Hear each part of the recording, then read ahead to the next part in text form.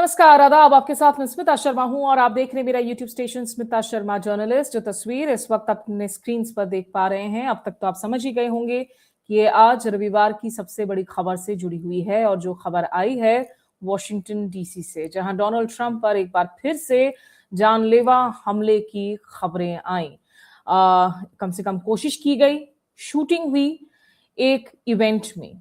इस इवेंट को annual black tie event कहा जाता है। ये व्हाइट हाउस को, यानी कि अमेरिकी राष्ट्रपति के ऑफिस को जो रिपोर्टर्स कवर करते हैं, ये उन रिपोर्टर्स का एक डिनर होता है। और इसमें हर साल अमेरिकी राष्ट्रपति शिरकत करते हैं। White house press correspondents dinner कहा जाता है, the annual black tie event. एक दफा जब बराक ओबामा आए थे तो काफी बारी उनको जो है रोस्ट भी किया गया था। इन डिनर्स में सैटायर होता है, राष्ट्रपतियों का मजाक भी उड़ाया जाता है। और इस इवेंट में तब अफरा तफरी मच गई जब लगभग रात के 8:30 बजे अमेरिकी समय अनुसार अचानक से सीक्रेट सर्विस के एजेंट चीखने लगे, down down, shots have been fired. और उसके बाद आप इन तस्वीरों में देख सकते हैं कि कैसे डोनाल्ड ट्रंप को सीक्रेट सर्विस एजेंट्स वहां से लेकर जाते हैं। जेडी वैंस जो उपराष्ट्रपति थे, उनको भी उसी तरीके से ड्रैग आउट करके वहां से लेकर जाया जाता है। इस इवेंट में डोनाल्ड ट्रंप की लगभग पूरी कैबिनेट वहां पर मौजूद थी। साथ ही मौजूद थे एफबीआई के डायरेक्टर काश Patel, of course Donald Trump की पत्नी फर्स्ट लेडी मेलानिया ट्रंप। ये वो तस्वीरें हैं जब वो लोग जा रहे थे इस डिनर के लिए, व्हाइट हाउस डिनर्स के लिए। और हालांकि डोनाल्ड ट्रंप इस पूरे वाकये में सुरक्षित हैं, उनको गोली नहीं लगी है, लेकिन मल्टीपल गन शॉट्स हुए थे। ये वॉशिंगटन के हिल्टन होटल में आयोजित किया गया था इस इवेंट को। बाद में हालांकि इस पूरे घटनाक्रम पर बहुत सवाल खड़े हो रहे हैं, उस पर भी मैं बात करूंगी और आपको बताऊंगी कि क्यों ये सवाल खड़े किए जा रहे हैं। लेकिन ये इवेंट की शुरुआत होती है, जैसे आप देखते हैं तस्वीरों में, जेडी वैंस वहां पर मौजूद हैं बॉलरूम में, और उसके बाद दाखिल होते हैं Donald Trump first lady Melania Trump के साथ में, जिनको फ्लोटर्स वहां पे कहा जाता है, first lady of the United states. और वो लोग स्टेज पर बैठे हुए थे। इस इवेंट में एरिका कर्क भी मौजूद थी, जिनके पति चार्ली कर्क को आपको याद दिला दे, गोली मारकर उनकी हत्या की गई थी। वो बहुत रैडिकल कंजर्वेटिव ट्रंप सपोर्टर थे, व्हाइट सुप्रीमेसिस्ट फिलॉसफी वाले वो एक वॉइस थे, यंग वॉइस पॉडकास्ट के जरिए। और उनकी पत्नी जो हैं, अब वो यूएसए टर्निंग पॉइंट की सीईओ हैं, वो भी इस इवेंट में थी। और उनकी भी एक तस्वीर वायरल हुई है जहां पर वो रोती हुई नजर आ रही हैं और कह रही हैं कि I just want to go home, take me home. ये कहा जा रहा है सिटी ऑफिशियल्स की तरफ से, जो अमेरिकी न्यूज चैनल्स और न्यूज आउटलेट्स की तरफ से रिपोर्ट किया जा रहा है कि ये जो सस्पेक्ट है, और ये सस्पेक्ट कौन है क्योंकि अब ये कस्टडी में है, पुलिस के हिरासत में है, उसके बारे में बताऊंगी आपको। लेकिन ये बताया गया कि ये बॉलरूम की एंट्रेंस की तरफ दौड़ा था, लेकिन सीक्रेट सर्विस ऑफिसर्स ने तुरंत उसे धर दबोचा। और उसके बाद जो अफरा तफरी मची, आप देखिए कि कैसे जो कॉरेस्पॉन्डेंट्स है उनको भी डक डाउन करने की स्थिति हो गई। वो अपने अपने टेबल के नीचे जो है वहां पर उनको वो मजबूर हुए जाकर कि basically you take cover from the firing that is happening. ये तमाम तस्वीरें हिल्टन के उस बॉलरूम से है जहां पर व्हाइट हाउस कॉरेस्पॉन्डेंट्स डिनर का आयोजन हो रहा था। और रात लगभग 8:30 बजे अमेरिकी समय अनुसार यहाँ पर ये मल्टीपल गोलियां चली। गोलियां बाहर की तरफ चली थी बताया जा रहा है, और उसके बाद जो ये सस्पेक्ट है वो बॉलरूम की तरफ दौड़ा था, यहाँ घुसने की कोशिश कर रहा था, जब उसे धर दबोचा सीक्रेट सर्विस ऑफिसर्स ने। और एक जो सीक्रेट सर्विस एजेंट है वो जख्मी हुए हैं, जो अस्पताल में इस वक्त दाखिल किए गए हैं। वॉशिंगटन के मेयर मुरियल बाउजर ने इसकी जानकारी दी है। वो हॉस्पिटल में इस वक्त दाखिल हैं और इस सस्पेक्ट को आखिरकार धर दबोचा गया है। वहीं एरिका कर्क भी जो है उनको भी इवैक्यूएट किया गया था। I just want to go home कहते हुए वो जा रही थी। अब ये सस्पेक्ट कौन है, इसके बारे में मैं आपको बता दी हूं। ये सस्पेक्ट बताया जा रहा है कि 31 साल का एक शख्स है जिसका नाम है कोल एलन। ये कैलिफोर्निया का शख्स है, वहां के टोरेंस में ये रहता है और टीचर बताया जा रहा है। हालांकि पुलिस की तरफ से जो जानकारी दी जा रही है, वॉशिंगटन डीसी के जो पुलिस चीफ हैं जेफरी कैरल, उन्होंने कहा है कि इस शूटर के पास में एक शॉटगन, हैंडगन और बहुत सारे चाकू भी मौजूद थे, मल्टीपल नाइफ्स भी मौजूद थी। ये टीचर बताए जाते हैं कोल एलन। और एक मेकशिफ्ट रूम बनाया था इन्होंने एंट्रेंस के ठीक सामने, जहां पर सुरक्षा नहीं थी। वहां पर यह बताया जा रहा है न्यूयॉर्क पोस्ट के हिसाब से कि बार कार्ट्स मौजूद थे, मतलब जिन कार्ट्स में आप अल्कोहल सर्व करते हैं, शराब सर्व करते हैं, वो जिस एंट्रेंस पर मौजूद था उसके सामने एक मेकशिफ्ट एंट्रेंस में जो है ये शख्स मौजूद था। और उसके बाद उसने अपने बैग से जो है कुछ निकाला, जिसे बताया जा रहा है कि ये जो वेपन है this was long and it didn't look like a typical gun. ये एक विटनेस ने बताया है न्यूयॉर्क पोस्ट को कि अपने बैग से कुछ निकालता है ये शख्स, जो बंदूक की तरह नहीं लगता है, टिपिकल बंदूक जैसा, लेकिन कुछ लंबा सा कुछ हथियार था।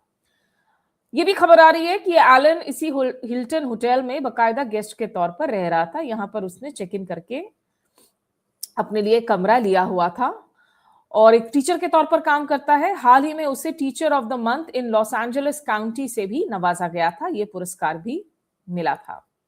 ये बातें हैं इस शख्स से जुड़ी हुई।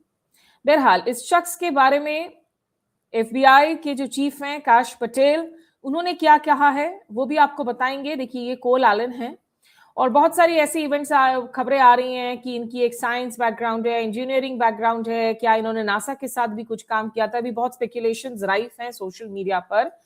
पहले आपको सुनाते हैं कि आखिर डोनाल्ड ट्रंप ने इस वाकये के बाद में क्या कहा, क्योंकि ये हुआ उन पर दूसरा हमला है। इसी तरह का एक हमला हुआ था उन पर पेनिसिल्वेनिया में, जब वो एक रैली को संबोधित कर रहे थे एज रिपब्लिकन प्रेसिडेंशियल कैंडिडेट जुलाई 2024 में। तब भी वो बच गए थे और वो इमेज आपकी याद हो कि उनके कान में एक गोली लगी थी और उस इमेज के साथ में बहुत सिंपैथी भी उनको मिली थी उस चुनावों में और प्रेसिडेंशियल कैंपेन में। उनकी जो सपोर्ट पॉइंट्स हैं, अप्रूवल रेटिंग्स हैं, वो काफी हाई हो गई थी। इस वक्त डोनाल्ड ट्रंप के अप्रूवल रेटिंग्स देश में बहुत कम है और अब ये इवेंट होता है। अब वो उन्होंने ट्वीट किया कि quite an evening in DC secret service and law enforcement did a fantastic job, they acted quickly and bravely, the shooter has been apprehended and I've recommended that we let the show go on but will be entirely guided by law enforcement. They will make a decision shortly. Regardless of that decision, the evening will be much different, of course.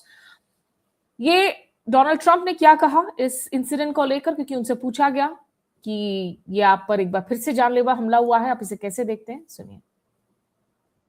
Running from 50 yards and he was fast. He was like a blur on tape.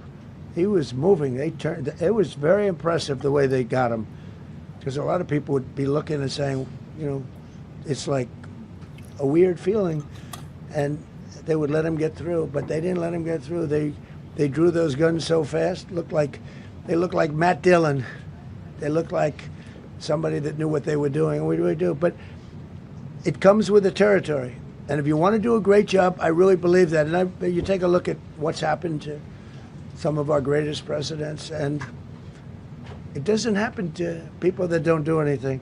And it's not going to deter me from winning the war in Iran. I don't know if that had anything to do with it. I really don't think so, based on what we know. But we're going to continue to do a great job. That's all I can do. तो देखिए Donald Trump एक तरफ कह रहे हैं कि अभी इस बाबत कोई जानकारी नहीं है कि ये किसी तरीके से ईरान युद्ध से जुड़ा हुआ है, लेकिन उसको ये भी जोड़कर कह रहे हैं कि ये मुझे डिटर नहीं करेगा, ईरान को लेकर जो करना है वो मैं करता रहूंगा। और खुद को ग्रेट प्रेसिडेंट्स के कैटेगरी में बता रहे हैं कि अमेरिका में प्रेसिडेंट्स असैसिनेट हुए हैं। जॉन एफ कैनेडी का आप मिसाल ले लीजिए, तो वो कहते हैं कि आप जब कुछ अनकंफर्टेबल काम करते हैं, कुछ डिफिकल्ट काम करते हैं, तो आप पर हमले हो सकते हैं, इट्स ऑल राइट।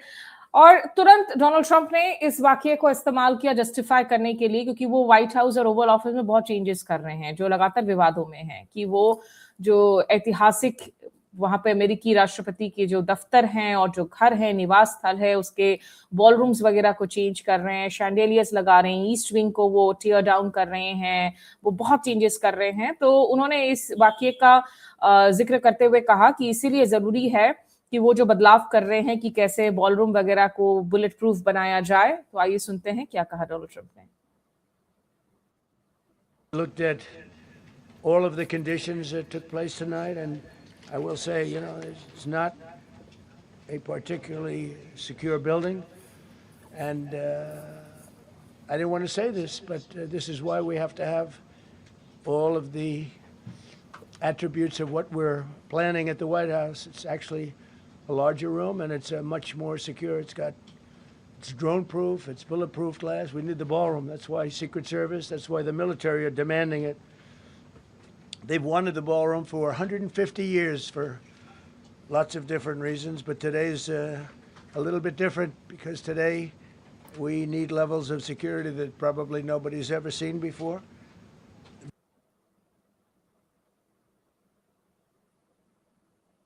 तो ये डोनाल्ड ट्रंप ने कहा कि यही वजह है कि देखिए हमको व्हाइट हाउस के बॉल रूम में हम उसको ड्रोन प्रूफ बनाना चाह रहे हैं, हम उसे बुलेट प्रूफ बनाना चाह रहे हैं, क्योंकि करोड़ों रुपए खर्च हो रहे हैं व्हाइट हाउस और ओवल ऑफिस को वापस से रीशिप करने में, उसको जिस तरीके से जो है एक नया स्वरूप दे रहे हैं डोनाल्ड ट्रंप। और ये बहुत विवादित है क्योंकि ये ऐतिहासिक इमारतें हैं और वापस इस तरह से छेड़छाड़ नहीं की जाती हैं।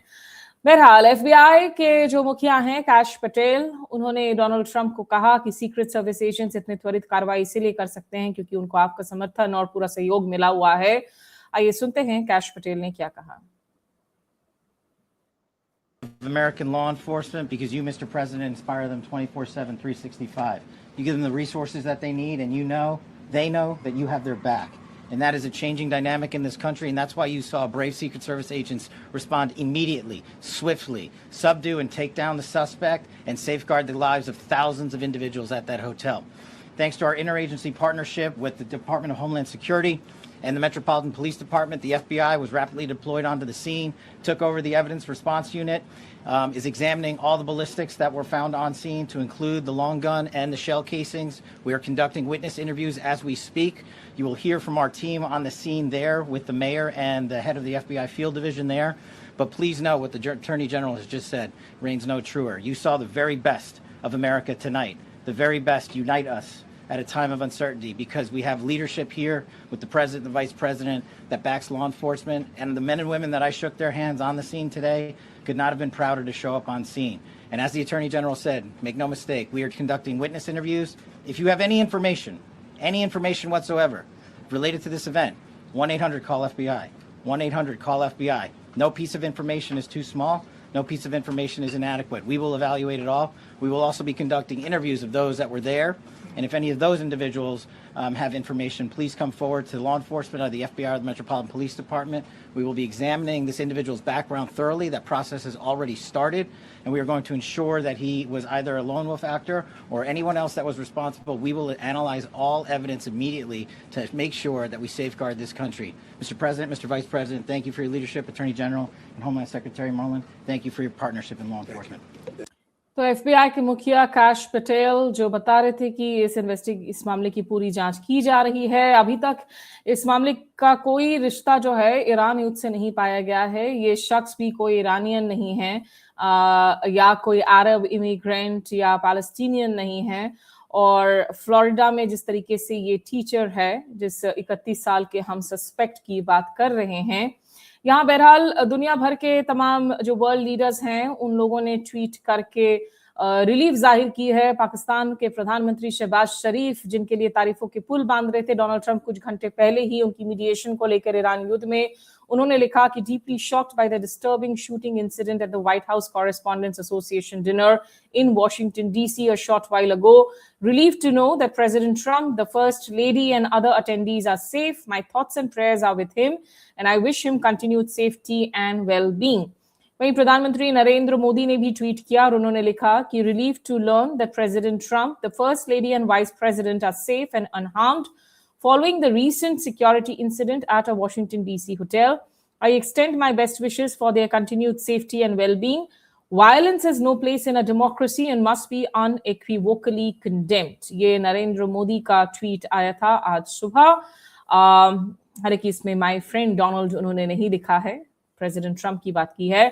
मार्क कार्नी जो कि कनाडा के प्रधानमंत्री है, उन्होंने भी लिखा कि I am relieved that the president, the first lady and all guests are safe following reports of gunfire at the White House Correspondents' Dinner in Washington tonight. Political violence has no place in any democracy and my thoughts are with all those who have been shaken by this disturbing event. कि राजनीतिक हिंसा के लिए एक सभ्य समाज में कोई जगह नहीं है और ये लोग सुरक्षित हैं, इससे हम रिलीव्ड हैं। और my thoughts are with all of these people. तो ऐसे ही जापान की प्रधानमंत्री ताकाइची साने और साउथ कोरिया, इजराइल के ऑफ कोर्स नेतन्याहू ने तो ट्वीट किया ही है, तमाम लोग ट्वीट कर रहे हैं। हम भी निश्चित रूप से रिलीव्ड हैं कि इसमें किसी की जान नहीं गई है, एक सिक्योरिटी ऑफिसर जो कि इंजर्ड हुए हैं। लेकिन बहुत सारे ऐसे सवाल हैं जो सोशल मीडिया पर पूछे जा रहे हैं इस पूरे के पूरे वाक्य को लेकर। एक सवाल यह भी पूछा जा रहा है कि आखिर सुरक्षा इतनी लैक्स क्यों थी, यहाँ चाक चौबंद इंतजाम नहीं किए गए थे। बहुत सारे कॉरेस्पॉन्डेंट्स पॉइंट आउट कर रहे हैं कि यहाँ घुसने के लिए आपको जो है बस एक जो इनविटेशन कार्ड था सिर्फ उसकी जरूरत थी और एज सच कोई ज्यादा चेकिंग वगैरह अपेरेंटली नहीं हुई थी, ये वहां के लोकल कॉरेस्पॉन्डेंट्स कह रहे हैं। दूसरी बात है जो कंस्पिरेसी थियरीज चल रही हैं इसको लेकर। देखिए, ये एक कैरोलिन लीविट जो कि व्हाइट हाउस की प्रेस सेक्रेटरी है, उन्होंने एक इंटरव्यू दिया फॉक्स न्यूज को इस इवेंट के जस्ट स्टार्ट होने के पहले, चंद मिनटों पहले, जिसमें वो कहती हैं कि Trump will bring the heat on and there will be shots fire. अब इसको लेकर सवाल खड़े कर रहे हैं, लुक दैट ये may have been just a style of saying. हम कहते हैं कि भैया खूब गोलियां चलेंगी, माहौल एकदम गर्मा गर्म होगा, एक अंदाजे बयां है। ये ऐसा जरूरी नहीं है कि ये कह रही हैं कि इनको पहले से जानकारी है कि गोलियां चलेंगी। वो लिटरल इसको जो है नहीं लेना चाहिए, जो इसको कंस्पिरेसी थियरी में जोड़कर देखा जा रहा है। लेकिन वहीं पर एक और लोग बात कह रहे हैं, और जो खुद फॉक्स न्यूज की कॉरेस्पॉन्डेंट हैं, वो फॉक्स न्यूज पर ये फोन इन दे रही थी जब उनका फोन इन बंद कर दिया जाता है, जिस फोन इन में वो कह रही थी कि वो कैरोलिन लीविट के हस्बैंड के पास में बैठी हुई थी डाइनिंग टेबल पर, और उस दौरान उनके जो हस्बैंड हैं उन्होंने लीन इन किया और उनको कहा कि आप संभल के रहिएगा, सुरक्षित रहिएगा यहां पर इस इवेंट के पहले। तो उसको लेकर भी सवाल पूछे जा रहे हैं कि क्या कोई जानकारी थी कि इस तरह के हमले होने वाले हैं, क्यों वो उनको, और ये हम नहीं कह रहे हैं, ये फॉक्स न्यूज पर अगर आप जाएंगे तो फॉक्स न्यूज की बाकायदा जो है आप रिपोर्टर को ये बात कहते हुए सुनेंगे जो ऑन एयर वो कह रही हैं इस बात को, और उस दौरान जो है फोन लाइन पर उनसे वो बात की जाती है और बीच में जो है वो कॉन्वर्सेशन उनका कट कर दिया जाता है। तो दूसरी बात ये भी पूछा जा रहा है कि ये इतने सालों से डोनाल्ड ट्रंप लगातार इस इवेंट को बॉयकॉट करते थे, एज अ प्रेसिडेंट वो नहीं आते हैं इस इवेंट में। इस साल उन्होंने मन बनाया और अपनी पूरी कैबिनेट के साथ पहुंचते हैं, और उसके बाद ये हादसा हो जाता है। और एक ऐसे वक्त में हादसा होता है जब वो एक बहुत अनपॉपुलर वॉर वेज कर रहे हैं ईरान में, जिसको लेकर लगातार शुरू से ही उनकी अप्रूवल रेटिंग कम थी, क्योंकि जो इमिग्रेशन अथॉरिटीज हैं, आइस की जो क्रैकडाउन हो रही है, एंटी इमिग्रेंट जो क्रैकडाउन हो रही है, उसको लेकर अनपॉपुलर हैं। अपने यूरोप के एलाइज के साथ में जो उनके रिश्ते हैं इस वक्त, ग्रीनलैंड, डेनमार्क को लेकर, नेटो को लेकर या कनाडा को लेकर तमाम बयानबाजी करते हैं। वर्ल्ड लीडर्स के साथ में उनके रिश्ते इस वक्त जो हैं बेहद ही फ्रेजाइल हो रखे हैं, वॉलेटाइल हो रखे हैं, और ऊपर से ईरान युद्ध में जो लगातार उनको विफलता हाथ आ रही है, उसको लेकर भी उनकी जो तमाम इस वक्त जो अप्रूवल रेटिंग है वो बेहद कम है। तो इसीलिए बहुत सारे सवाल पूछे जा रहे हैं कि यहाँ की सिक्योरिटी लैक्स क्यों रखी गई थी। ये अच्छी बात है कि सब लोग जो हैं सुरक्षित यहाँ से निकल गए, सीक्रेट सर्विस ने इन सबको खींचकर यहाँ से बचा लिया वेन्यू से। लेकिन डोनाल्ड ट्रंप के पहले जब जुलाई 2024 में भी पेनिसिल्वेनिया में इस तरह से अटैक हुआ था, उनकी अप्रूवल रेटिंग शूट अप हुई थी, और इस दफा भी उनकी अप्रूवल रेटिंग इस वक्त इतनी कम है। ऐसे में उनका यहाँ फाइनली एक व्हाइट हाउस कॉरेस्पॉन्डेंट्स डिनर में आना और ये वाकया हो जाना, उसको लेकर बहुत सारे सवाल किए जा रहे हैं। बहरहाल ये सवाल अपनी जगह हैं, लेकिन अंत में मैं आपको बता दूं कि कल मैंने एक व्लॉग करके कहा था कि डोनाल्ड ट्रंप का झूठ किस तरीके से बार बार पर्दाफाश होता है जहां तक ईरान युद्ध का सवाल है। और आपको हमने बताया था कि कैसे कैरोलिन लीविट ने ये झूठा दावा किया था कि डोनाल्ड ट्रंप की तरफ से जैरेड कुशनर जो उनके दामाद हैं और स्टीव विटकॉफ जो उनके खास राजदूत हैं मिडिल ईस्ट के लिए, वो लोग इस्लामाबाद रवाना हो रहे हैं, क्योंकि ईरान ने रिक्वेस्ट किया है अमेरिका से कि हम बातचीत करने को तैयार है, एक बार फिर से एक दूसरे दौर की बातचीत के लिए हम तैयार हैं। लेकिन कल ही मैंने आपको मेरे ब्लॉग में कहा था, जो आप देख सकते हैं, कि ईरान किसी हालत में सिर्फ जैरेड कुशनर और स्टीव विटकॉफ से अब बातचीत नहीं करेगा। और अब्बास अराक्ची जो उनके विदेश मंत्री जो पाकिस्तान पहुंचे हुए थे, वो 3 मुल्कों के दौरे पर हैं, पाकिस्तान गए हुए हैं, ओमान गए हुए हैं, और वो वहां से जो है रशिया जाएंगे। और यही हुआ। पाकिस्तान में उन्होंने तमाम लोगों से मुलाकात जरूर की अब्बास अराक्ची ने, जिसमें पाकिस्तान के प्रधानमंत्री शहबाज शरीफ, साथ ही आपके जो आसिम मुनीर हैं वहां, उनके फील्ड मार्शल आसिम मुनीर जो उनके आर्मी चीफ हैं, उनसे मुलाकात की। इशाक डर से मुलाकात की जो कि पाकिस्तान के विदेश मंत्री हैं। लेकिन वो वहां नहीं रुके कि जारेड कुशनर और स्टीव विटकॉफ से मिल सके। और जिसके बाद डोनाल्ड ट्रंप ने अब ट्वीट करके दावा किया है कि उन्होंने एक तरफा जो है कैंसल कर दिया अपने रिप्रेजेंटेटिव्स के पाकिस्तान के विजिट का। ये बेहद ही बकवास बयान है, क्योंकि उन्होंने एक तरफा कैंसिल नहीं किया, वो मजबूर हो गए। वो इंतजार करते रहे कि ईरानियंस आकर मुलाकात करेंगे। ईरानियंस ने कहा हम तो मुलाकात नहीं कर रहे हैं आप जब तक हमारी शर्तें नहीं मानते हैं, हम हॉर्मुज स्ट्रेट का कंट्रोल नहीं छोड़ने वाले हैं, परमाणु कार्यक्रम पर हम बात नहीं करने वाले हैं जारेड कुशनर स्टीव विटकॉफ से। और साथ ही साथ ये भी कह दिया कि हमको इंटरनेशनल गारंटीज चाहिए, और जो हमारी आपने एसेट्स फ्रीज करके रखी हैं जिसकी $11 ट्रिलियन की वैल्यू बताई जा रही है, उसको आप अनफ्रीज कीजिए, नहीं तो हम बातचीत नहीं करेंगे। तो देखिए कैसे झूठ बोला डोनाल्ड ट्रंप ने। कैरोलिन लिविट ने ये कहा था। Earlier this week, the president was flexible in granting an extension of the ceasefire throughout this time. The president has decided to dispatch Special Envoy Witkoff and Jared Kushner back to Islamabad. The Iranians want to talk. They want to talk in person. And so the president is, as I've said many times to all of you, always willing to give diplomacy a chance. So Steve and Jared will be heading to Pakistan tomorrow to hear the Iranians out. We hope progress will be made, and we hope that positive developments will come from this meeting, and we will see. And the president, the vice president, the secretary of state will be waiting here in the United States for updates, and the vice president, I understand, is on standby and will be willing to dispatch to Pakistan if we feel it's a necessary use of his time.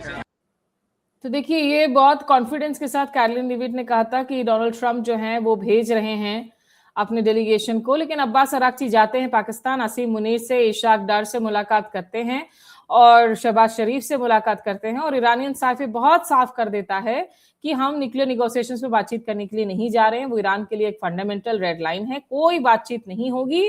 वो अपनी पाकिस्तान का दौरा पूरा करके Muscat के लिए निकल जाते हैं, जहां से वो मॉस्को जाएंगे। और इस दौरान पाकिस्तान, रशिया और यूएस दोनों के साथ संपर्क साधे हुए हैं। डोनाल्ड ट्रंप कह रहे हैं कि बहुत बढ़िया मीडिएटर हैं, आसिम मुनीर की तारीफ कर रहे हैं, शहबाज शरीफ की तारीफ कर रहे हैं। लेकिन देखिए डोनाल्ड ट्रंप का झूठ कैसा। ये जो डोनाल्ड ट्रंप ने आपका ट्वीट करके लिखा कि I just cancel the trip of my representatives going. इनकी ग्रामर इतनी खराब है कि इनके ट्वीट को पढ़ते पढ़ते मेरी अंग्रेजी खराब हो जाती है। बहरहाल, going to Islamabad, Pakistan to meet with the Iranians. Too much time wasted on traveling, too much work, besides which there is tremendous infighting and confusion within their leadership. Nobody knows who is in charge, including them. Also, we have all the cards, they have none. If they want to talk, all they have to do is call President Donald Trump. इतनी सारी exclamation marks. बकवास है। Iranians ने ना ही आपको कहा था कि हम बातचीत करेंगे, आपसे कोई गिड़गिड़ाहट नहीं थी ईरानियंस की तरफ से, ना उन्होंने रिक्वेस्ट किया था, और ना ये आपने कैंसिल किया है अपने नेताओं के ट्रिप को। आप मजबूर हुए कैंसिल करने के लिए, क्योंकि ईरानियंस ने कहा हम तो चले, हो गई पाकिस्तान में बातचीत हमारी, हम नहीं रुकने वाले हैं आपके लिए। देखिए डोनाल्ड ट्रंप क्या कह रहे हैं। They don't know. They are fighting with each other. There's tremendous infighting. They're probably fighting for leadership. In many cases, I think they're fighting not to be the leader because we knocked out 2 levels of leaders. But I'll deal with whoever we have to. But there's no reason to wait 2 days, have people traveling for 16, 17 hours. And we're not doing it that way. We'll do it when they want. They can call me. We have all the cards. We've won everything. We have all the cards. Yesterday you said to Reuters that we're dealing with who is in charge now. What changed from yesterday to today? Nothing. It's just that they gave us a paper that should have been better. And interestingly, immediately when I canceled it, within 10 minutes we got a new paper that was much better. What was on that paper, sir? We talked about they will not have a nuclear weapon. It's very simple. Look, that whole deal is not complicated. Iran cannot have a nuclear weapon. It's very simple. अगर कोई झूठों के शहंशाह हैं तो वो आज की तारीख में डोनाल्ड ट्रंप है। कहते हैं कि मैंने खुद से कैंसिल कर दिया, क्यों 15-16 घंटे का ट्रैवल करवा कर अपने हम रिप्रेजेंटेटिव्स को भेजे। तो कैरोलिन लिविट क्यों कह रही थी कि भैया हम उनको डिस्पैच कर रहे हैं। डोनाल्ड ट्रंप ने कहा है कि ईरानियंस ने कहा है बातचीत के लिए, और वो एकदम जाने के लिए तैयार। और फिर कहते हैं कि जैसे ही मैंने कैंसिल किया 10 मिनट के अंदर ईरान ने एक बेटर प्रपोजल दे दिया मुझे। मतलब बकवास की भी सीमा होती है डोनाल्ड ट्रंप। बहरहाल चलिए, ईरान युद्ध पर तो ये बकवास करते रहेंगे। अच्छी बात है कि डोनाल्ड ट्रंप को आज गोली नहीं लगी, उनके साथ उनके सारे कैबिनेट मेंबर्स और सारे के सारे जो जर्नलिस्ट थे इस कमरे में, किसी की जान नहीं गई, किसी को कोई नुकसान नहीं हुआ। अब देखना होगा कि ये जो शख्स हैं कोल एलन, इनका इतिहास क्या निकलता है। कैलिफोर्निया से हैं ये, टोरंटो से, 31 साल के टीचर। और ये भी बताया जा रहा है कि सितंबर 2013 में उन्होंने कैलिफोर्निया इंस्टीट्यूट ऑफ टेक्नोलॉजी यानी कैलटेक में इनरोल किया था एक मैकेनिकल इंजीनियरिंग करने के लिए। तो 2017 में ये ग्रेजुएट करते हैं फ्रॉम कैलटेक, फिर वो टीचर हैं। क्यों किया ये देखना होगा, इसकी जांच जारी है। इसके लिए कम से कम हम शुक्रगुजार हैं। ये सही बात है कि अगर ये राजनीतिक हिंसा का ही मामला है, ऐसा नहीं होना चाहिए किसी भी समाज में।